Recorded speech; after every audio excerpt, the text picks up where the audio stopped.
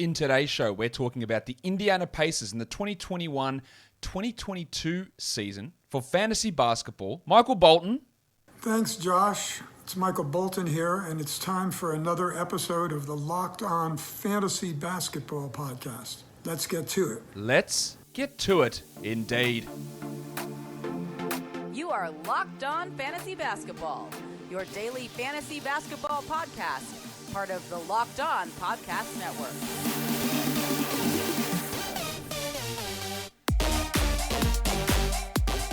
Hello and welcome to the Locked On Fantasy Basketball Podcast, brought to you by Basketball Monster. My name is Josh Lloyd and I am the lead fantasy analyst at basketballmonster.com and at Yahoo Sports Australia. And you can find me on Twitter, as always, at redrock_bball and on Instagram at Locked On Fantasy Basketball. We're here to look at the Indiana Pacers from a fantasy perspective. We spoke from a local perspective with Tony East earlier on today, so go and check out that show. He had some really interesting things to say, which I'm going to reference some of them throughout this show as well. But let's talk Pacers. Let's talk fantasy numbers. Let's talk right now. And let's start where we do with all of this, with the schedule breakdown. The Pacers have 51 quality games, which is a league average. They have 14 back-to-backs, which is above average. Now, in terms of back-to-backs, I say above average. The distribution of back-to-backs is the most a team has is 15, and the fewest a team has is 12. So it's not a big difference, right? So if you're at 14, you're slightly above average. You're 12, you're right at the bottom. You're 15, you're right at the top. That's how the back-to-backs work. So they've got slightly higher back-to-backs. So the worry, I guess, you have there is LeVert has been injury-prone. TJ Warren has been injury-prone in the past. I don't think they're just going to routinely sit those guys. Warren maybe for the first month of the season as he comes back from that fractured foot, but that was so long ago that I think he'll be okay. But as always, it's just about if someone does get hurt. Brogdon's another one of those guys who gets hurt a lot. Do they have to miss time when they return? Their playoff schedule is not particularly good for default Yahoo, which is one that ends April 3rd. You can change your ending date on Yahoo. It might end March 27th. That's great. It could end March 20th, which is what I recommend. But on the default Yahoo, which ends April 3rd, they have 10 games, a 3-3-4 schedule. That's pretty bad. The most the team has is 12, and 10 is obviously not great. In my recommended playoff, it's 10. They have 4-3-3, which is second highest. 11 is the most throughout those 3 weeks that I recommend. So it's not bad. So it does depend. So when you hear someone talk, they've got a bad playoff schedule, it really depends on what your playoffs are and when your playoffs end and when they start to look into your own schedule. Dare I say, do your own research about what your league's playoff settings are before you go on taking advice from people who are saying they've got a good playoff schedule or a bad playoff schedule, because it really does depend on how your league is set up and what week that they are in, because there is not a universal number across, and even the universal number, which is end of the season on ESPN and April 3rd on Yahoo, are the shittest ones. Well, they're pretty shit ones to use, so I wouldn't recommend using those ones at all. So Let's move on to the next thing we're going to talk about here for these Indiana Pacers, and we're going to look at pressure points. So what can impact projections? That's what we're talking about when we're talking pressure points. The Myles Turner trade is one of the big things. Obviously, if he gets dealt, that changes a lot. It puts someone like O'Shea Brissett into a potential starting role. Maybe it puts TJ Warren as the starting power forward and you get Justin Holiday back starting. It opens things up a little bit more for Domantas Sabonis. It helps Myles Turner, most likely, who might play 34 minutes a night at a new team and really, really elevate. But that could throw so much out of whack. It puts the dart, Goga Badadze, into play for deeper leagues. Problem with my Gogo-mobile. Gogo-mobile? No, not the dart. Not the dart. Yeah, that's something there that could happen. And also with Turner, as we spoke about with Tony earlier today, is that with the fact that the defensive scheme the Pacers ran last season allowed Myles Turner to just get an absolute shitload of blocks, if Carlisle actually has a proper defensive scheme, we probably won't see Turner's numbers be that high. So there's so much fluctuation and variability with Turner. That's why I'm always a little bit cautious about drafting him. The other worry, I think, with the projections is TJ McConnell. We saw Bjorkgren lean on him a lot, and he was really, really awesome. He was like a top 70 player amazingly last year for fantasy on the strength of high assists and high steals. If Brogdon, LeVert, Warren are all healthy, TJ may not be able to play the 26 minutes a night that he played last year. He might not get 6.5, 7 assists per game or 2 steals, and his value could really tumble. So how Carlisle views him, does he view him as a guy that plays 26, or does he view him as a JJ Barea, Jalen Brunson who plays 19 or 20 minutes coming off the bench? yeah, I'd be really hesitant to draft TJ McConnell in most situations just because of the uncertainty of how he gets used. And we're assuming decent health for those starters. He's not going to have those minutes. And then Warren's health is a big question mark, of course. Not only did he miss basically all of last season with that fractured foot, he's had mystery concussions when he played for Phoenix, mystery ankle injuries when he's played for Phoenix. He has had significant injuries, and he always seems, and this is not shade towards him at all because everyone's body reacts differently, but he always seems to take a little bit longer to recover from injuries than the average time frame. That's no fault of his own. That's just how people's bodies work. And that is somewhat of a concern, I think, about where TJ Warren sits in terms of his fantasy value, because you do have to have some level of worry into where he sits with those injuries, because it is a legitimate concern. It can also be a legitimate concern if you suffer from excessive sweating. Nobody wants that embarrassing feeling of knowing that your underarms are wet, and then you got to lift your arm up to point at a board in a meeting, like I could be pointing back here. And then people can see a giant swimming pool. They can see like this giant salty mess under my arm. Sweat blocks is the answer. Doctor created, doctor recommended. They also have the dry shirt guarantee. So if it doesn't keep you dry, you get your money back, which is awesome. And you can get these at a 20% discount now at sweatblock.com. Sweatblock wipes. Oh, so you got to use that promo code locked on. Forgot to tell you that. Sweatblock wipes. You put it on, you wipe your underarms or wherever else you've got sweaty issues before you go to bed. You wake up the next morning, you have your wash, you go off to work, you go off to school, you go off to sit on your couch because you're in lockdown, whatever it is, and then you're covered for up to 7 days. Maybe in a really extreme situation, you got to put it on twice a week, but these are some of the most highest strength clinical antiperspirants you can find. So go to sweatblock.com, use the promo code locked on and save 20%. It's also at Amazon, it's also at CVS, but hey, save 20%. Why wouldn't you want to do that? Does this sound familiar to you? You've got one device that lets you catch the game live. Another that lets you stream your favorite shows. You watch your highlights on your phone, and then you've got your neighbor's password login for all the other good stuff. Well, I want to tell you about a simple way to get all that entertainment you love without the hassle, and a great way to finally get your TV together. It's called DirecTV Stream, and it brings your live TV and on-demand favorites together like never before. So you can watch your favorite sports, movies, and shows all in one place. That means no more juggling remotes, and no need to buy another device ever again. And the best part, there's no annual contract. So get rid of that clutter and the confusion and get your TV together with DirecTV Stream. You can learn more at directtv.com. That's directtv.com. Compatible device required, and content varies by package. All right, let's look at breakout candidates. It was hard to find a real breakout candidate on this team. I'm going to go with O'Shea Brissett, but with a giant caveat. He was really good at the end of last season, blocking a shit ton of shots, hitting threes at a high level. We saw in Summer League that maybe he's not that good of a three-point shooter as his first season in the NBA when he was playing for Toronto indicated. But there is an opportunity there. If they do decide to trade Myles Turner, Brissett could move into the starting lineup and he could become a really valuable starting power forward. He showed definite flashes, at least to be a rotation player.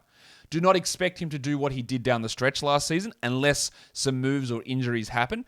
But in terms of looking at, Justin Holiday or TJ McConnell or Jeremy Lamb coming off the bench, like these guys don't have breakout potential, I don't think. And I'm not including rookies in breakout candidates. So I think Brissett has to be that number one option there that you can consider. Yeah, I wouldn't be getting too high on it, but he's a name to watch, especially if an injury or if one of these moves do go down with in terms of trades and that sort of stuff with the Pacers, that there is a potential for him to have a larger impact or impact similar to last season. But again, like Myles Turner and his blocks that I talked about with Bjorkgren before, Brissett probably benefited a little bit from that also, so I wouldn't be expecting the hyper high level of blocks that he was able to put up in the back half of last season. I might expect that one to somewhat reduce this season under a new head coach in Rick Carlisle.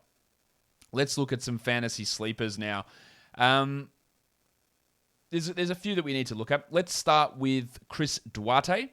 Now, I think Duarte could be a rotation player. Tony thinks he's in that 10-man rotation. I don't think he necessarily is every night to begin the year.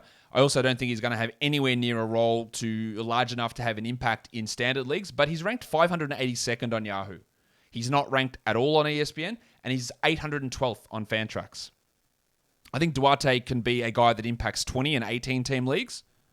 And if there are injuries to LeVert or Brogdon Yeah, he could step into a larger role. He put up some really, really good defensive numbers in Summer League, which is very interesting. He is old as shit, we know that.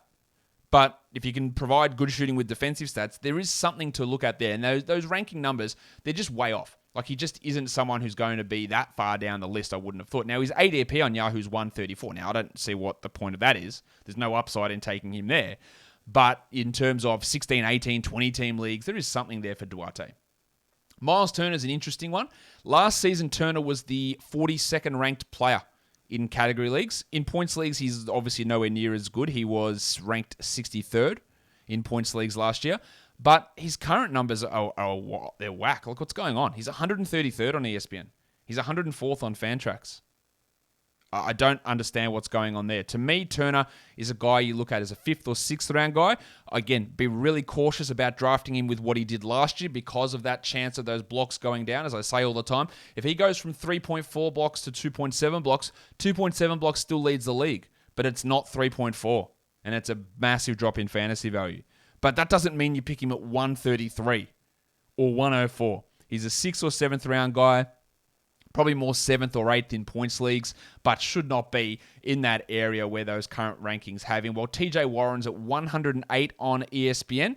He's at 80 on Yahoo, which is probably fair. There is risk associated with him before. I think 108 is probably a little bit too low. And in fact, TJ Warren's ADP on ESPN is 125. So people are going even further back. And I think that's a really big steal. While on Fantrax, you've got to scroll all the way down at 467. Now, someone left a comment on my YouTube video the other day saying, Josh, why these Fantrax rankings are so whack? Why don't you use another source for rankings? And here's my explanation. I'm not using these rankings to tell me how good a player is. I'm not looking at them and going, well, Fantrax is obviously wrong because Myles, whoever the rookie is, Cade Cunningham's not the 900th best player. These rankings are obviously wrong. I'm not using these rankings to tell me how good a player is. I ignore that bullshit. I have no interest in those rankings whatsoever because I know how good I think players are. I do my own projections. But the important part of having these and having those numbers here is because you draft on Yahoo, you draft on ESPN, and you draft on Fantrax. They are the three biggest sites. CBS probably comes in 4th and then Sleeper after that. But I don't think Sleeper is very, very limited and CBS is not many people use. All right, so the reason I have to include Yahoo, ESPN, and Fantrax, even though the Fantrax wankings, maybe they are wankings, even though they're all over the shop, you need to know, because if you're drafting there and you go and you're looking at the queue and you're looking at maybe the top 20 players there and TJ Warren doesn't appear till number 464, you need to know to scroll down to get him into your queue. You need to know that that's where these players are lying. It's not that I think they're so stupid that their rankings are so out of whack and therefore they deserve no credence, because we're not looking at the rankings to tell us how good a player is. We're looking at a ranking to tell us, hey, how may others view these, or how a player may slip through the cracks, or which player do you want to make sure you don't avoid getting auto-drafted with because they're sitting at number 3 on the list when they're really the 30th best player. That's why they're included, despite how weird those numbers are. ESPN rankings can be weird as shit as well. There's some strange Yahoo ones too, but they've got to be mentioned because these are the places that where you draft your leagues, and you need to know where the players are currently situated on those auto draft lists. I think that is vitally important for fantasy, personally. Let's look at some busts. Now, I said Myles Turner was a fantasy sleeper on ESPN. But again, it depends on where you draft. Because on Yahoo, he's at 38. He was 42nd last year. And if you erroneously want to include turnovers in that number, he's much higher. But this is assuming, again, that he blocks 3.4 shots and he does what he did last year. I just think that there is so much bust potential in taking him at 38. He might beat it. And again, I don't know. I don't know everything. I don't know. I can't predict the future anywhere close to 100% accuracy because literally nobody can. But the way that I try and do things is look at what's the possibilities, how does it all balance out with the team, where is there room for failure, and where is there a high room for failure. And if Turner blocks 2.5 shots, he's nowhere near that. He's nowhere near 38. Now, something weird could happen, and Rick Carlisle might say, Myles, we're going to put the ball in your hand the whole game, and you're going to be our high usage guy. It seems impossible, but who knows? That could happen, and then he could come out and average 18 points with 10 boards and 3 blocks and 3 threes, and then someone will come back and go, Josh, you said he was a bust at 38, but he was actually 20th. That's all well and good. That shit happens. But it's about trying to work out the probabilities of that stuff happening, and I just think taking him at 38 just kills any upside value you might get at all. Justin Holiday, on Fantrax, he's at 78th. That's insanity. Look, he's going to be coming off the bench, and he's not going to have no chance of playing the role, I don't think, that he did last year. Yahoo's got him at 160th. I don't even think he's a top 200 player this year. That's why I've got that Yahoo number there. Now, if you want to take a flyer on him with a last pick, sure. But again, it's going to require an injury. Warren, LeVert, and Brogdon are all injury prone, so one of those guys might get hurt, but it's going to take an injury. Then it's going to take Holiday getting in there, and then it's going to take him getting really high steals and high three-pointers to even get close to being a top 150 guy. I just don't value him as a fantasy guy. He was 157th last year in 30 minutes a night. That's why I think that 160 is ridiculous, because he's not going to get 30 minutes a night, assuming regular health. Caris LeVert's at 51 on ESPN.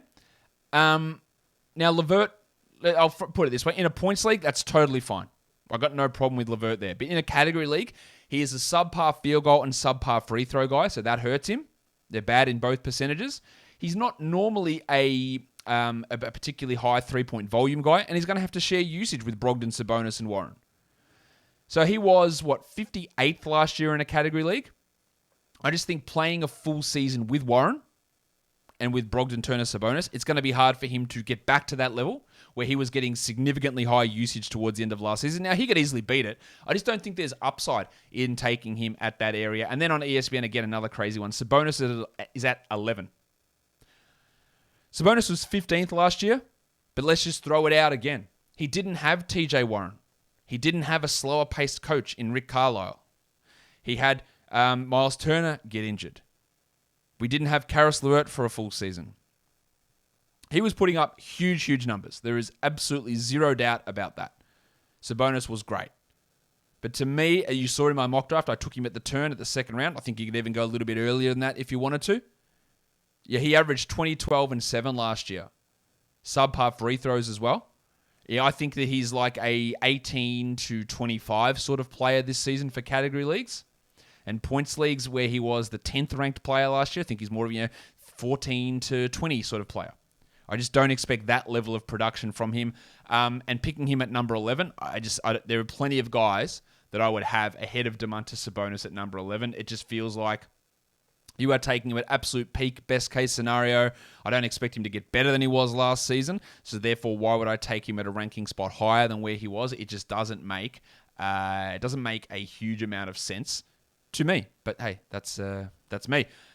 Guys, Built Bar, it is the best tasting protein bar ever. Have you had a Built Bar? And if you have, what's your favorite flavor? You can drop that in the comments in the video if you want, or you can keep it to yourself because there are so many great options out there. Cookies and cream, coconut, orange, raspberry, strawberry, mint brownie, and the limited edition flavors they throw. But it's not just about the taste with Built Bar. It is also about how good for you they are. 17 to 18 grams of protein, 130 to 180 calories, 4 to 5 grams of sugar, and 4 to 5 grams of net carbs. And you can also get these at a discount. 15% off by using the promo code LOCKED15. Surely you've had Built Bar by now. Go and get some if you haven't. LOCKED15 saves you 15% off at built.com for the best tasting protein bar ever.